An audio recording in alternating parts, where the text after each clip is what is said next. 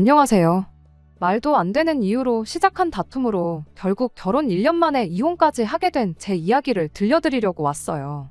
저는 올해로 20대 후반이고 남편은 30대 초반으로 궁합도 안 본다는 4살 차이예요. 물론 그걸 믿고 결혼한 건 아니지만요.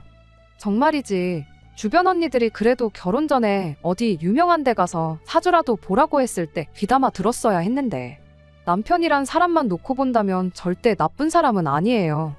만약 그랬다면 제가 결혼은커녕 연애도 하지 않았을 거고요. 다만 연애하는 동안 제가 남편에 대해서 알아차리지 못했던 게 하나 있었어요. 그건 바로 시부모님, 그중에서도 특히나 어머님을 향한 남편의 효심이었지요. 자식이 부모한테 효도하는 건 너무나 당연한 일이에요. 저도 저희 아버지한테 잘해드리고 싶은 마음이 굴뚝 같으니까요. 하지만 남편의 효심은 뭐랄까, 어긋나 있어도 뭔가 크게 어긋나 있었습니다. 평소에는 정말 똑똑하고 이성적인 사람인데 아주 사소한 일이라도 시어머니와 얽혀있기만 하면 이렇게 멍청할 수가 있나 싶을 정도로 앞뒤가 안 맞고 말도 안 되는 소리를 늘어놨거든요. 정말이지 옆에서 그 꼴을 보고 있자면 환장한다니까요. 그리고 그런 남편의 비뚤어진 효심을 처음 알게 된 건 신혼여행지에 도착하자마자였어요. 호텔에 도착해 체크인을 하고 간단히 짐을 풀고 불현듯 창문을 보게 됐는데 창문 밖으로 보이는 풍경이 너무 환상적이더라고요. 그래서 남편한테도 이리 와서 창밖 좀 보라고, 너무 예쁘다니까. 남편이 정말 제 말대로 이국적이고 멋지다 한마디 하더니 난데없이 어머님 얘기를 꺼내는 거예요. 어머님하고 같이 왔으면 엄청 좋아하셨겠다면서요. 무슨 소린가 싶었어요. 아니, 당연히 농담하는 거라고 생각했지요. 그래서 저도 웃으면서 우리가 뭐 그냥 놀러 온 것도 아니고 신혼여행인데 누가 신혼여행지에 시어머니랑 같이 오냐고 한마디 했네요. 여담이지만 신혼여행이 저희 둘이 처음 떠난 여행도 아니었습니다. 결혼 이야기가 조금씩 오간 이후부터는 해외는 아니었어도 1박 2일, 2박 3일 숙소 잡고 국내 여기저기로 열심히 다녔으니까요. 그리고 그때마다 아무리 여행지가 좋고 대단했어도 그냥 연신 감탄하고 즐길 뿐이었지 어머님을 모시고 왔으면 좋았겠다 그런 얘기는 입도 뻥끗 한 적 없어요. 그렇다고 남편이 어머님을 모시고 어딜 다녀왔다는 걸 들어본 적도 없었고요. 아무튼 그래서 저는 당연히 남편이 농담을 하는 거라 생각했고 그래서 그렇게 받아쳤던 건데 남편이 아주 정색을 하면서 그동안 어머님이 자기 뒷바라지 하시느라 얼마나 고생을 하셨는지 저더러 알기나 하냐입니다. 여행 같은 건 꿈도 못 꾸셨다면서요. 그러면서 저더러 저는 친정아버지 모시고 이런데 한번 와야겠다는 생각이 안 드냐. 자식이 돼서는 좋은 데 가고 좋은 거 먹고 하면 당연히 부모 생각이 나는 게 정상이다 그러는데 기가 막혔죠. 그리고 남편 말이 틀렸다는 건 아니에요. 사실 친정어머니가 일찍 돌아가시는 바람에 이후로 친정아버지가 혼자서 저랑 제 동생을 키우느라 고생을 많이 하셨거든요. 할머니의 도움을 받으시긴 했지만 생각해보면 친정아버지도 한참 떼셨는데 저희 때문에 재혼도 안 하셨고요. 그러니 저도 남편 말대로 좋은 데 가면 아버지 생각나고 좋은 거 먹다 보면 아버지는 이런 음식을 드셔본 적은 있으신가 하는 생각도 들어요. 하지만 그렇다고 해도 사실 마음만큼 다 해드리면서 사는 게 쉬운 일은 아니잖아요. 그런데 남편이 갑자기 뭐 부모 생각을 하니 안 하니 해가면서 그것도 신혼여행지에 도착하자마자 어머님이 고생을 하셨네 어쩌네 하는 게 솔직히 듣기 껄끄럽고 황당하고 불편했네요. 그리고 이때부터였어요. 남편은 신혼여행 내내 어디를 가든 뭘 먹든 좋다 좋다 하면서 어머님 얘기를 이어갔거든요. 심지어 한 번은 밥 먹다 말고 이거 어떻게 한국에 가져갈 방법이 없나? 어머님 한번 드셔보시게 해드리고 싶다 그러는데 하도 어머님 타령을 해댔어서 그런지 농담으로도 안 들리고 일부러 내 신경을 긁으려고 저러나 싶을 만큼 듣기 짜증났지요. 하지만 연애할 때도 말다툼한 횟수를 세자면 손에 꼽을 정도인데 신혼여행지에서 싸우긴 싫었습니다. 그래서 대충 그래그래 해가며 맞장구는 쳐줬지만 나중엔 정말 왜 저러나 싶은 게 꼴도 보기 싫었어요. 그러다 어느덧 신혼여행 마지막 날이었습니다. 앞서 며칠 동안은 관광지만 돌아다니느라 바빴기에 어떻게 보면 쇼핑을 할 수 있는 마지막 기회였거든요. 사람들이 말하길 같은 물건이어도 한국보다 싸게 파는 게 많다길래 소위 득템할 생각에 얼마나 들떴는지 몰라요. 다만 남편은 원래도 쇼핑을 좋아하는 사람은 아니다 보니 눈치 아닌 눈치가 좀 보였는데 그건 그냥 제 기우에 불과했습니다. 쇼핑몰에 도착하자마자 남편도 여기저기 돌아다니면서 뭘 그렇게 찾아대는지 정신이 없었거든요. 그리고 전 그런 남편의 태도가 의아스럽기도 하고 한편으론 혹시 저한테 뭐라도 사주려고 저러나 싶어서 괜히 기분이 좋았는데 그건 완전한 제 착각이었습니다. 남편은 오로지 어머님 드릴 선물을 고르느라 혈안이 되어 있던 거였죠. 신혼여행 내내 남편이 주구장창 어머님 타령을 해대기도 했고 그러니 그런 남편의 태도를 아예 이해 못할 것도 아니었어요. 저도 아버지 선물로 셔츠랑 벨트 정도는 사갈 생각이기도 했고요. 하지만 남편이 어머님 선물로 어떻겠냐며 저를 이끌고 명품 매장에 들어섰을 땐 정말 이 인간이 미쳤나 싶었습니다. 무려 4,500불짜리와 3,000불짜리 가방을 골라뒀었으니까요. 사람이 기가 막히면 말이 안 나온다고 하잖아요. 제가 딱 그랬어요.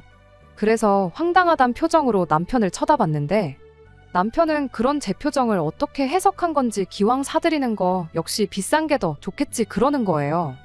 그리고는 급하게 점원을 찾는데 저희가 신혼여행을 갔을 때 환율이 보통이 아니었어요. 그 가방값을 한국 돈으로 환산하면 남편 2달치 월급에 육박했으니까요.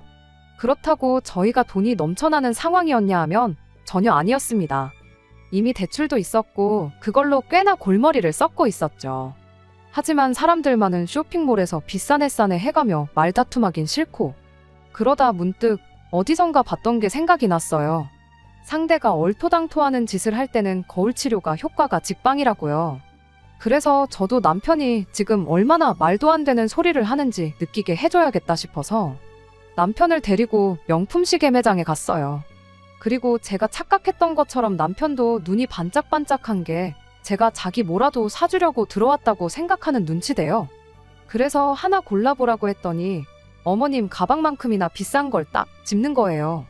그래서 저도 남편이 그랬던 것처럼 역시 시계도 비싼 게 좋겠지 하고는 우리 아버지 드릴 선물은 이거면 되겠다 했습니다. 그랬더니 남편이 보인 반응이 웃기지도 않았어요. 닭튀기는 장인어른이 이렇게 비싼 시계가 뭐가 필요하냐면서 정색을 해댔으니까요.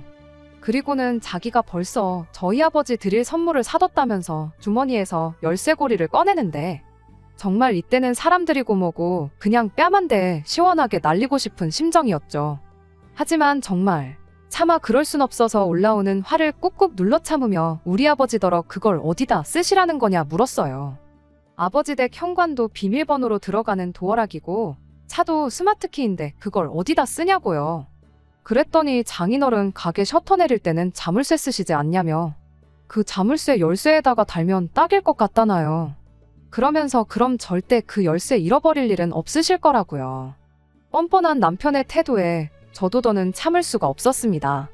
그래서 오빠 말 잘했다고 그렇게 치면 마트에서 일하시는 어머님은 명품백이 뭐가 필요하시냐 받아쳤지요. 그러면서 어머님한테는 머리핀 하나 사드리자 했어요.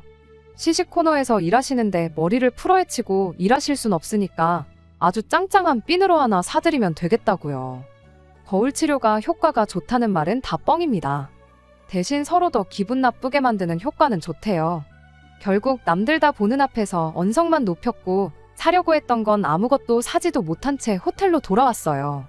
마지막 날이라고 분위기 괜찮은 레스토랑도 예약했었는데 그것도 취소하고 호텔 밖으로 나와서는 열받는다고 굶을 수도 없는 노릇이라 가까운 패스트푸드점에 가서 햄버거를 시켰지요.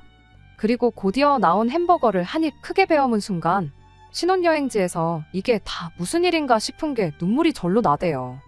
아무튼 그렇게 식사를 마치고 나서 방으로 돌아왔는데 남편도 대충 저녁을 때웠는지 벌써 방에 와 있더라고요.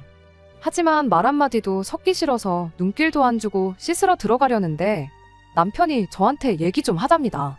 그리고 전 그때만 해도 그래도 남편이 반성을 좀 했구나. 자기가 뭘 잘못한 건지 깨닫고 사과를 하려나 보다고 생각했어요. 하지만 이 또한 저희 착각이었습니다.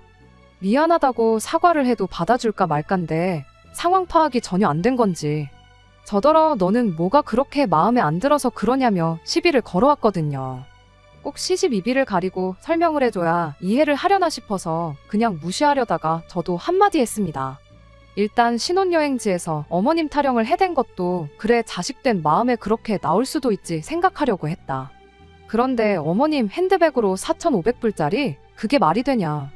그리고 그래 100번 양보해서 좀 무리하더라도 좋은 거 사드리기로 했다 치면 우리 아버지는 어째서 열쇠고리냐. 선물을 하려면 양가에 공평하게 해야지.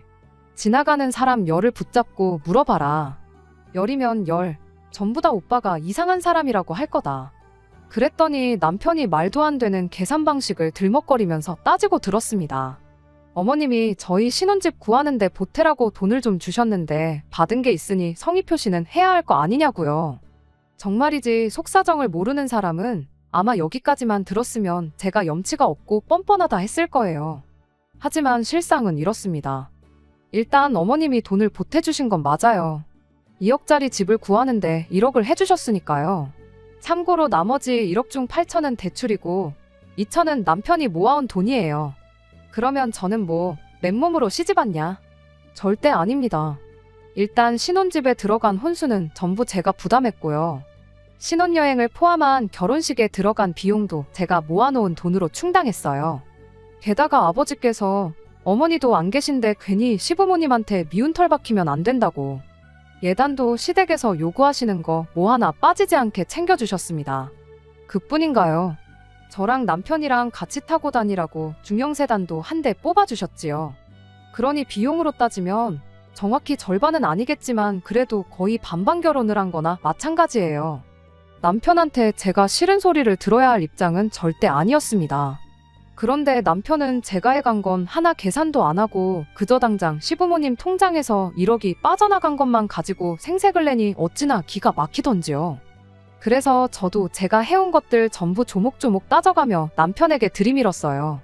그랬더니 남편이 하는 말이 계산을 그렇게 하면 안 된다면서 집은 앞으로 가격이 오를 일밖에 없지만 제가 해온 혼수나 자동차는 시간이 지날수록 가격이 떨어진다고 저더러 감가상각이라고 드러나 봤냐고 빈정거리대요. 남편의 양아치 같은 태도에 어찌나 실망스럽던지. 그래서 남편더러 시부모님께서 지원해주신 그 1억 내가 돌려주겠다 했습니다. 대신 2번 다시는 시부모님한테서 돈을 받았네 어쩌네 소리는 입에 담지도 말라고. 그리고 오빠가 산 그 열쇠고리는 어머님이나 아버님 드려라. 나는 우리 아버지한테 시계 사드릴 거라고요. 그랬더니 남편도 그제서야 입을 다물대요. 하지만 끝끝내 남편은 저에게 사과는 하지 않았고 그렇게 신혼여행의 마지막 밤도 지나갔습니다. 그리고 밤새 저는 결혼식을 올린 지 얼마나 되었다고 이런 일을 내가 겪어야 하나 싶은 게 내가 결혼을 잘못한 건 아닌가 하는 생각만 들었죠. 그리고 그렇게 뜬 눈으로 밤을 지새웠는데 아침이 밝아오자 남편이 저한테 사과를 해왔습니다. 여행 내내 어머님 생각이 많이 나다 보니 자기가 지나쳤던 것 같다면서 다음부터는 이런 일 절대로 없을 거라고요. 그러면서 장인어른 드릴 선물도 열쇠고리 말고 공항 도착하면 면세점에서 제대로 된 거로 골라보자 그러는데 남편 태도를 보아하니 제법 진심인 것 같아서 결국 사과를 받아주었죠. 하지만 지금은 그때 사과를 받아준 게 너무 후회가 됩니다. 차라리 그때 사과를 받아주는 게 아니라 한국 도착하자마자 헤어졌으면 1년이란 시간을 낭비할 필요도 없었을 텐데 싶거든요. 아무튼 남편 말대로 한국행 비행기를 타기 전에 공항 면세점에서 너무 과하지도 않고 너무 성의 없지도 않은 적당한 선물을 샀습니다. 금액도 부담되지 않는 가격대로 양가에 공평하게요. 다만 그때까지만 해도 남편이 공평함이란 개념을 한참 잘못 이해하고 있다는 건 눈치채지 못했고 크게 싸우긴 했지만 결국 화해도 했으니 앞으로 행복하게 결혼 생활 잘하는 일만 남았다고 생각했어요. 그리고 실제로 한동안 결혼 생활 자체만 놓고 보면 나쁘지 않았습니다.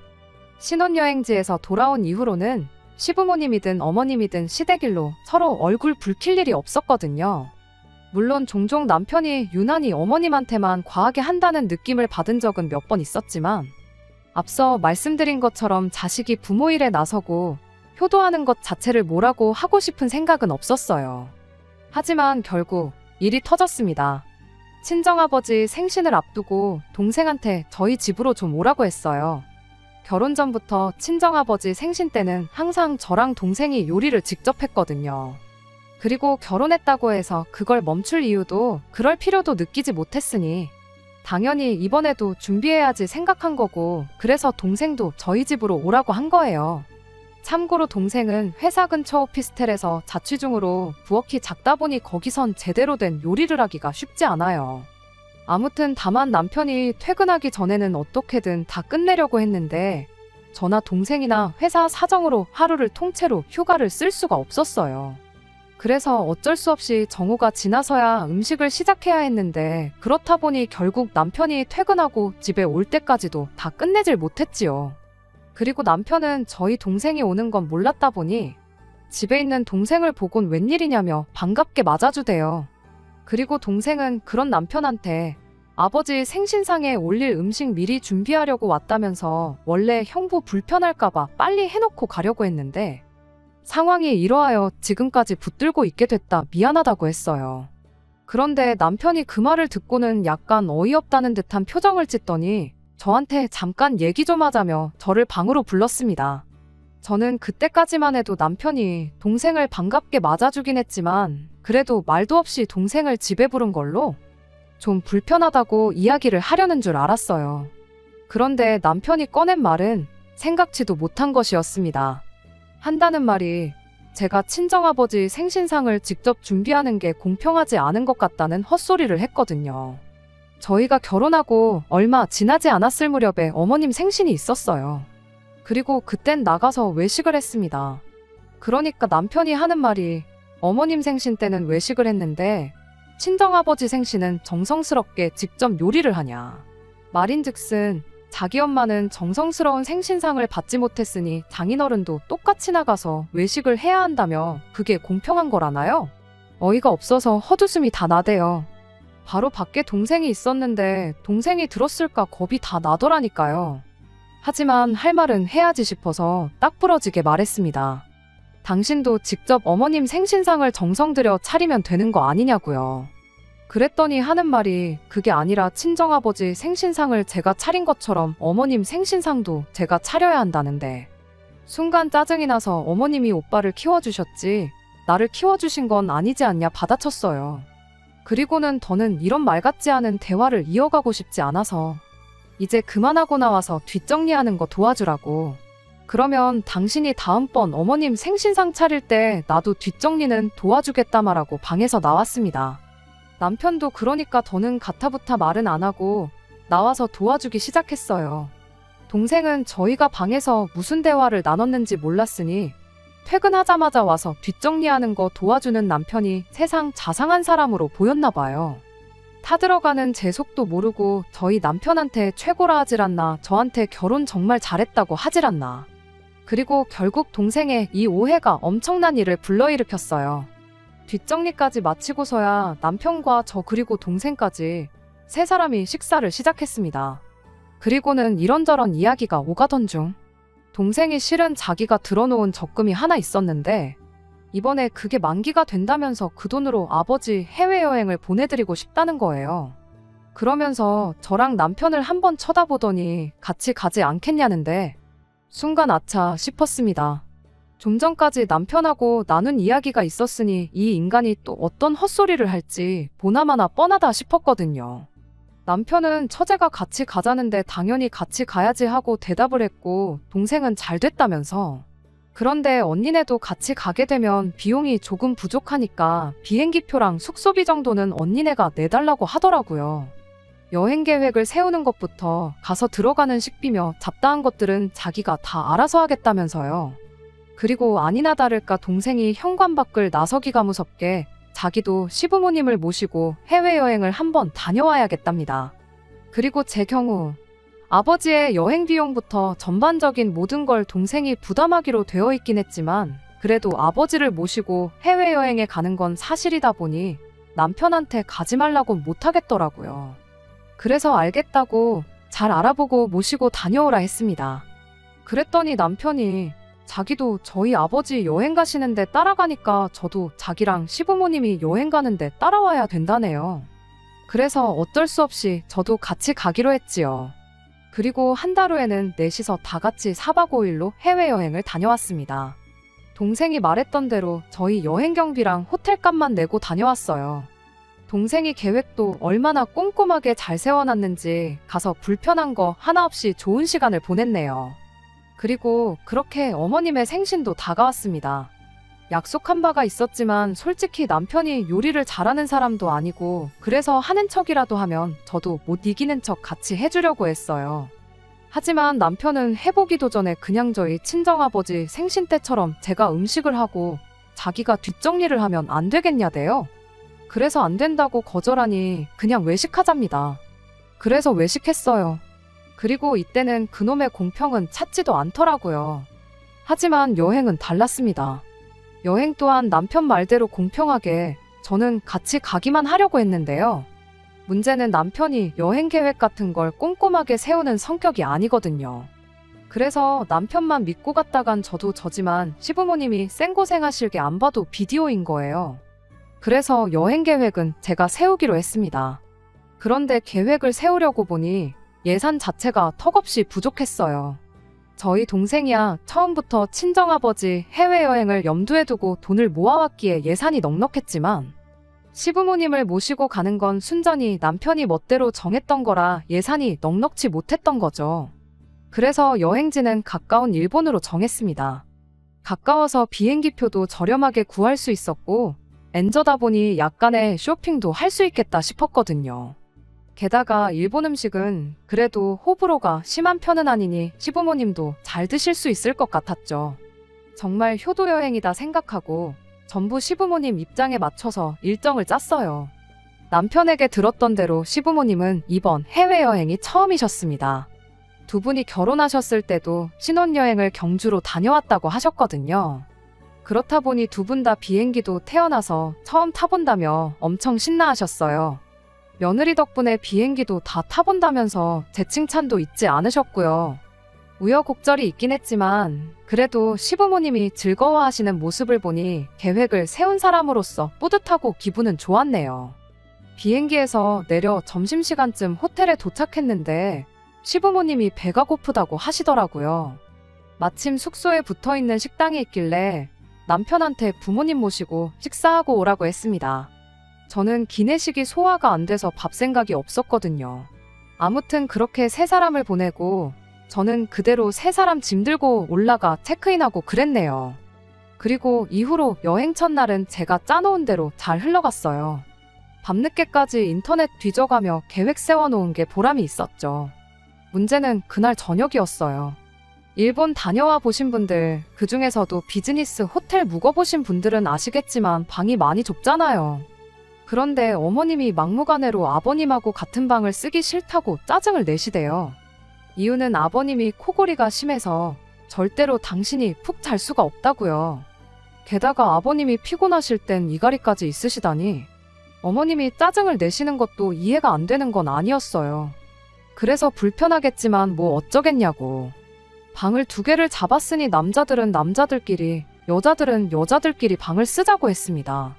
그런데 어머님께서 저랑도 한 방 쓰기는 싫으시다대요. 며느리랑 불편해서 어떻게 자냐고요.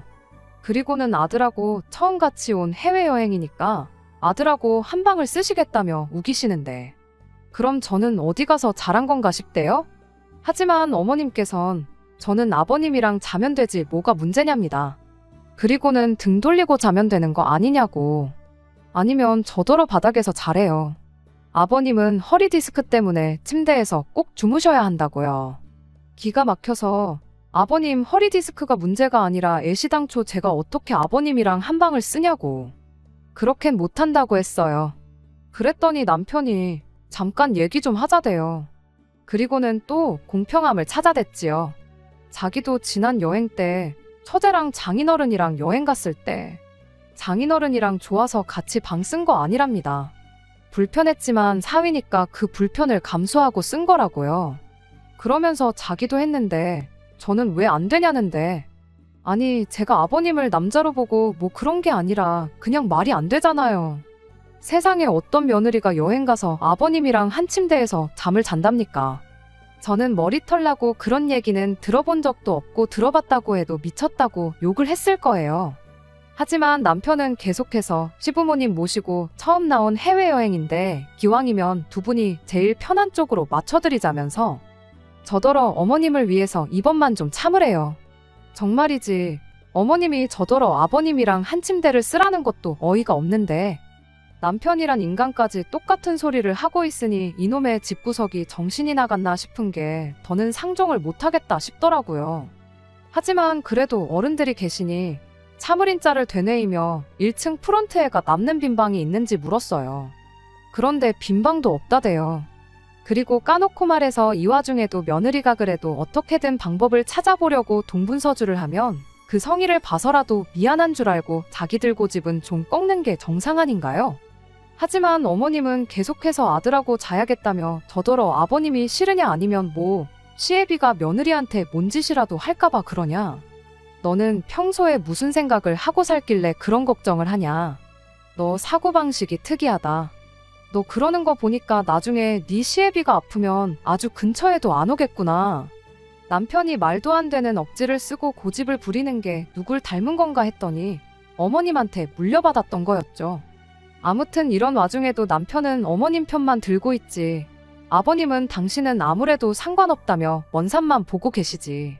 결국 더는 안 되겠다 싶어서 일단 알겠다고 했습니다. 제가 다른 호텔에는 빈방이 있는지 한번 알아보고 오겠다고요. 그리고는 제 짐을 챙겨 호텔을 빠져나왔는데 솔직히 처음엔 워낙 주변에 호텔이 많으니 숙소를 찾으려면 못 찾을 것도 없겠다 싶었거든요. 그런데 그 밤에 캐리어를 끌고 걷다 보니 내가 뭐 하는 짓인가 싶은 거예요. 이 무식한 집구석 때문에 내가 생고생을 하는구나 싶기도 하고. 그래서 그냥 그 길로 택시 타고 공항으로 갔어요. 그리고는 여행 경비를 제가 갖고 있었는데 그 돈으로 비록 2시간 남짓의 짧은 거리였지만 한국행 비즈니스 티켓을 질렀습니다. 개고생만 죽어라 하고 잠도 못 잤는데 발이라도 뻗고 가자 싶어서요. 그리고 그때 남편에게서 전화가 걸려왔습니다. 그리고 그때도 저는 남편에 대한 일말의 희망 같은 걸 가지고 있었는지 남편이 제가 걱정되어 전화를 건 줄 알았어요. 숙소는 찾았는지 뭐 그런 걱정이요. 하지만 또 착각이었습니다.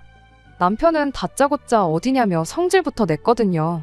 그러면서 시부모님이 저 기다리다가 결국 잠드셨다면서 저더러 어른들 여행의 숙소가 얼마나 중요한데 일을 이렇게 하냐는데 아니 어머님 잠귀 밝은 것도 내 탓이냐고 저도 남편한테 확 소리를 질렀어요. 그리고는 나 먼저 한국 가니까 셋이서 어디 한번 신나게 놀아보라고 했습니다. 와서 이혼 서류에 사인만 하면 될 거라고요. 그랬더니 그때부터 어머님이고 아버님이고 어찌나 전화를 해대시던지 정말 전화기 불나는 줄 알았네요. 그리고 그제서야 남편이 어머님 아버님이 그냥 한방 쓰시기로 했다면서 이제 다 제 뜻대로 된 거 아니냐고 일 키우지 말고 그만 호텔로 돌아오라는데 아무리 생각해도 제가 가야 할 이유를 모르겠더라고요. 저는 같이 살고 싶은 것도 아닌데 왜 시부모님 비위를 맞춰가며 이 여행을 마무리 지어야 하는지부터가 말이죠. 그래서 어머님이 아버님이랑 한방을 쓰시던 각방을 쓰시던 어머님이 당신을 끌어안고 주무시던 마시던 더는 관심도 없고 알고 싶지도 않다 했습니다. 그냥 알아서들 하라고요. 그리고 그렇게 한국에 돌아오자마자 어차피 회사에는 휴가를 낸 상황이었으니 바로 이혼 전문 변호사를 찾아갔습니다. 결론부터 말하자면 제가 이혼하고 싶다고 이혼을 할 수 있는 건 아니더라고요.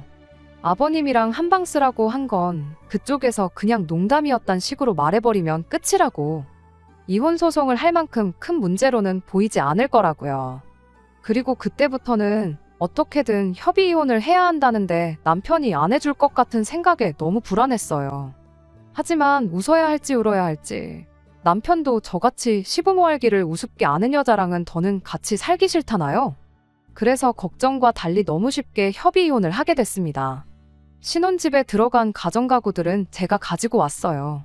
남편도 같이 쓰던 거라 마음 같아선 버리고도 싶었지만 그래도 또 다 돈인데 생각하니 아까워서요. 아마 친정아버지께서 쓰시지 않을까요? 그리고 솔직히 따져보면 위자료도 못 받았지. 오히려 집 사느라 받았던 대출금에서 많이는 아니지만 그래도 얼마라도 같이 갚았단 말이에요. 그러니 그게 좀 속이 쓰리긴 한데 그거 받자고 또 남편이랑 얘기할 거 생각하면 벌써부터 스트레스가 이만저만이 아니라서 그냥 잊어버리려고 했지요. 그런데 오늘 이혼 숙려 기간까지 다 끝난 마당에 남편이 연락을 해와서는 자기가 너무 성급했던 것 같답니다. 저 그렇게 가고 나서 속상해하시는 어머님을 보니 눈에 뵈는 게 없었다면서, 그래서 자기가 너무 경솔하게 행동했던 것 같다고. 한 번만 용서해주면 안 되냐대요? 이럽다 하곤 끊었죠 뭐. 앞서 말씀드렸던 것처럼 그냥 초장이 아니다 싶었을 때 끝을 봤어야 했는데, 설마 하는 마음에 한 번 더 믿어주고 하다가 여기까지 오게 됐으니 남편에 대한 희망을 버리지 못한 제 잘못인가 싶기도 하네요. 그래도 괜히 소송까지 가고 번거로워질 수도 있었는데 협의이혼으로 마무리됐으니 이것만 해도 어딘가 싶기도 하고. 아무튼 이제 다 끝난 일이니까 오늘을 끝으로 더는 곱씹어보지도 않으려고요. 아직도 여전히 저를 응원해주는 친정아버지와 동생 그리고 주변 사람들을 생각해서라도 보란듯이 더 잘 살아갈 겁니다. 끝까지 들어주셔서 감사합니다. 오늘의 사연은 여기까지입니다. 구독과 좋아요, 알람 설정 부탁드리고 더 좋은 사연으로 다시 찾아뵙겠습니다. 감사합니다.